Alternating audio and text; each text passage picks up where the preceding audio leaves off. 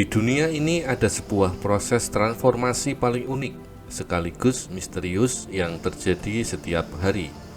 Kita sedang membicarakan tentang kepompong. Tahap ini seringkali luput dari perhatian kita karena wujudnya yang diam dan tampak tidak melakukan apapun. Padahal di dalamnya sedang terjadi perombakan total yang sangat luar biasa.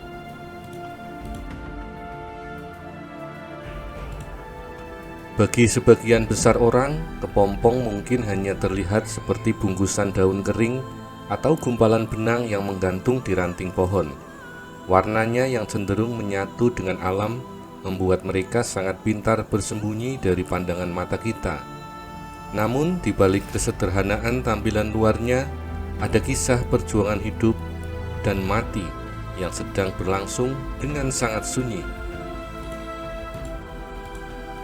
Secara ilmiah, masa kepompong ini disebut sebagai fase pupa.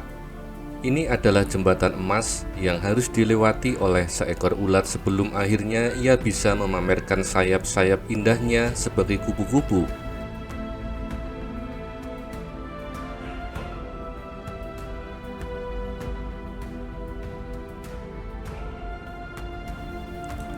Bayangkan saja seekor makhluk yang dulunya hanya bisa merayap lambat dan rakus memakan daun, harus merelakan seluruh tubuhnya dirombak total di dalam ruang isolasi yang super sempit.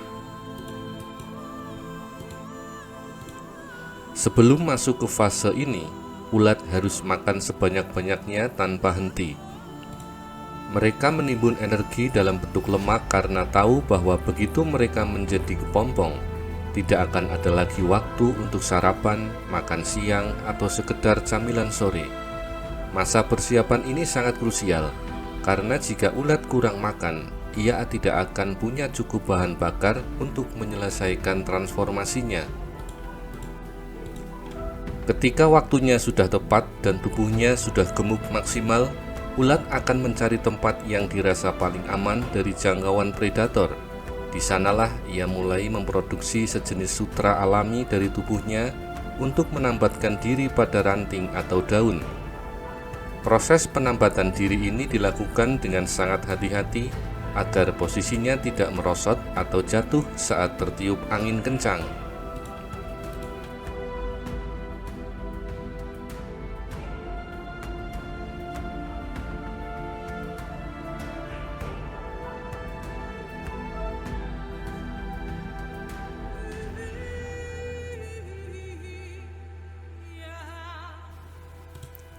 Setelah posisinya mantap, hal menakjubkan berikutnya terjadi, yaitu ulat akan melepas kulit luarnya untuk terakhir kali.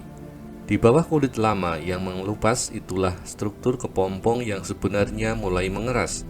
Jadi cangkang kepompong itu bukanlah rumah yang dibangun dari luar, melainkan lapisan kulit baru ulat itu sendiri yang mengeras untuk melindungi organ dalam yang sedang berubah. Banyak orang mengira bahwa di dalam kepompong, ulat hanya menumbuhkan sayap secara perlahan seperti kita menumbuhkan rambut. Fakta sebenarnya jauh lebih ekstrim dan agak menyeramkan jika dipikir-pikir. Di dalam sana, tubuh ulat sebenarnya mencerna dirinya sendiri menggunakan enzim khusus hingga hampir seluruh organ tubuh lamanya meleleh menjadi semacam cairan protein. Cairan kental menyerupai subprotein inilah yang menjadi bahan dasar untuk membangun tubuh baru. Meskipun hampir seluruh tubuhnya meleleh, ada kelompok sel khusus bernama cakram imaginal yang tetap utuh sejak ulat itu lahir. Sel-sel ajaib inilah yang memegang cetak biru atau instruksi genetik untuk merakit kaki baru, mata majemuk, antena, dan tentu saja sayap kupu-kupu yang indah.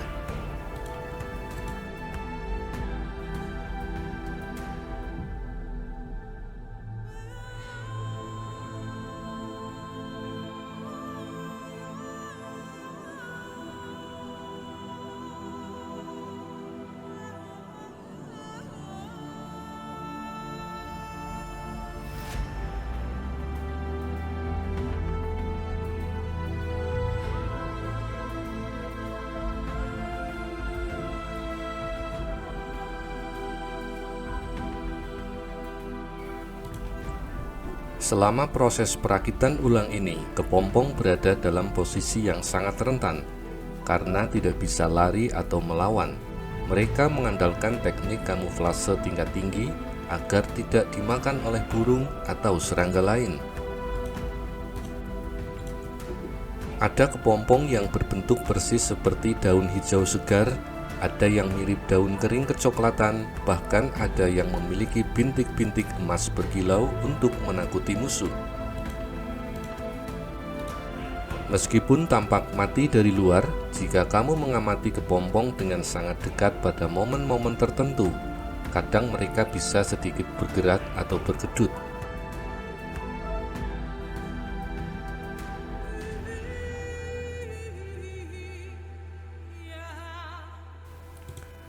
Gerakan refleks ini biasanya terjadi jika mereka merasa terganggu oleh getaran di sekitarnya.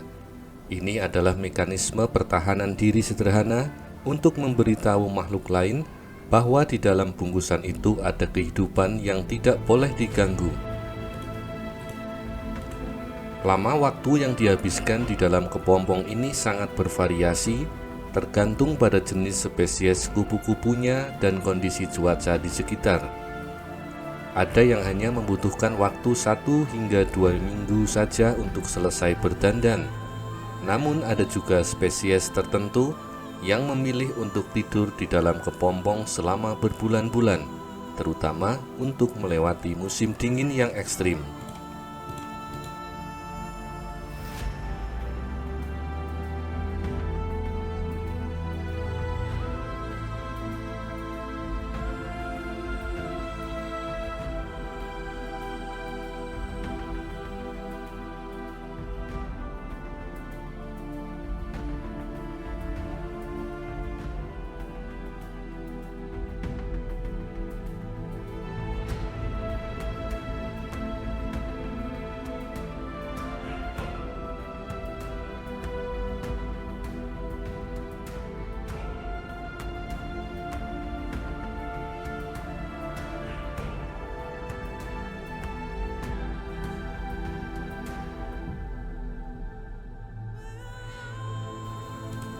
Suhu dan kelembaban udara di luar kepompong sangat mempengaruhi laju metamorfosis di dalam sana.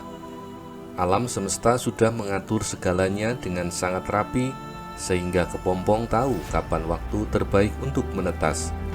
Mereka biasanya akan menunggu momen ketika cuaca sedang hangat dan persediaan bunga di alam sedang melimpah, agar setelah keluar nanti langsung bisa mencari makan.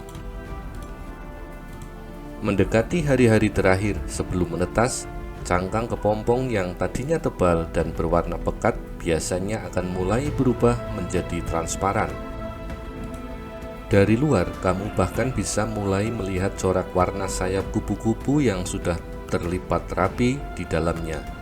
Ini adalah tanda bahwa proses rekonstruksi tubuh sudah selesai dan momentum kebebasan sudah di depan mata.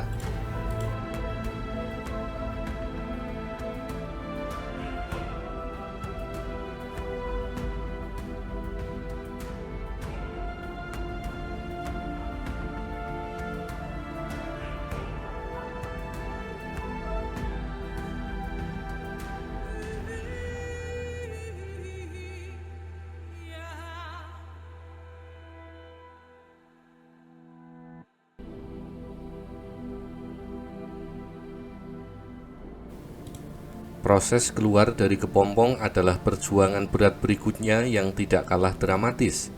Kupu-kupu yang sudah terbentuk sempurna harus mendorong dan merobek cangkang kepompong yang keras menggunakan kepalanya.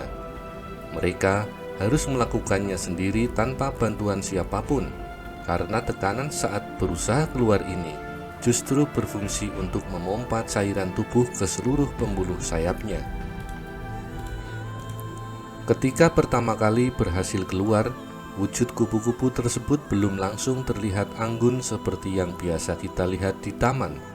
Sayap mereka masih sangat basah, kusut, dan berukuran kecil karena berhari-hari terlipat di dalam ruang yang sangat sempit. Mereka akan mencari tempat bertengger yang stabil untuk menggantungkan tubuhnya secara terbalik. agar gravitasi membantu meregangkan sayap mereka.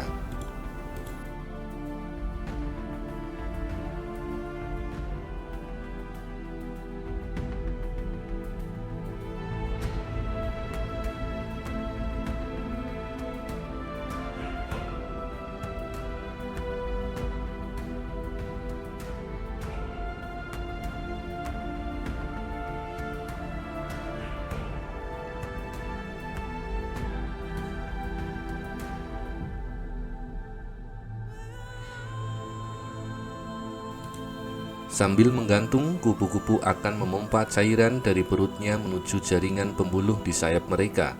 Proses pengeringan dan pengerasan sayap ini memakan waktu beberapa jam, dan selama masa kritis ini, mereka masih belum bisa terbang sama sekali. Setelah sayapnya bentang sempurna dan mengeras, barulah keajaiban sejati itu dimulai. Makhluk yang beberapa minggu lalu hanya bisa merayap di atas tanah, kini siap lepas landas menjelajahi angkasa. Cangkang kepompong yang kosong dan robek akan ditinggalkan begitu saja di ranting pohon, menjadi saksi bisu sebuah proses kelahiran kembali yang begitu dahsyat.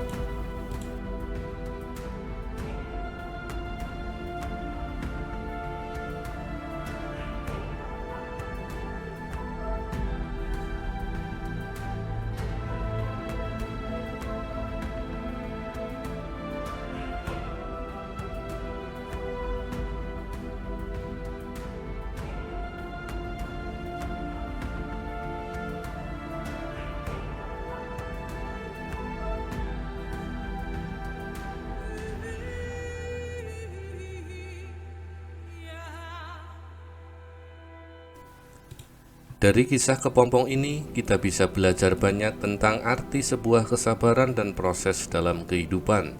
Sesuatu yang indah seringkali membutuhkan waktu isolasi yang sunyi, di mana kita harus meleburkan kebiasaan-kebiasaan lama untuk membentuk diri yang baru. Tanpa adanya fase kepompong yang gelap dan sempit, keindahan sayap kupu-kupu tidak akan pernah ada di dunia ini. Dan menariknya lagi, sutra yang sering digunakan manusia untuk pakaian mewah juga berasal dari kepompong jenis ngengat tertentu seperti ulat sutra. Manusia memanfaatkan rajutan benang pelindung yang dibuat oleh ulat tersebut untuk dipintal menjadi kain yang sangat halus dan bernilai tinggi. Jadi, baik secara ekologis maupun ekonomis, fase pupa ini membawa berkah tersendiri bagi dunia.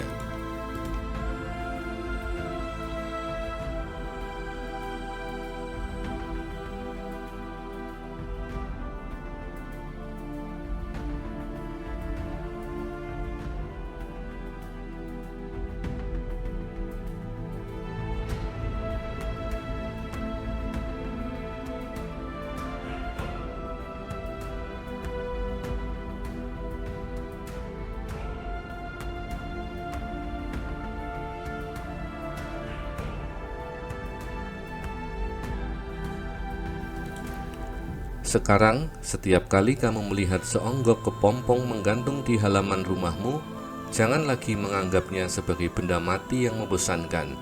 Ingatlah bahwa di dalam bungkusan kecil itu sedang terjadi keajaiban biologis tingkat tinggi yang penuh dengan perjuangan. Biarkan mereka menyelesaikan urusannya dengan tenang sampai saatnya tiba untuk mewarnai dunia dengan sayap barunya.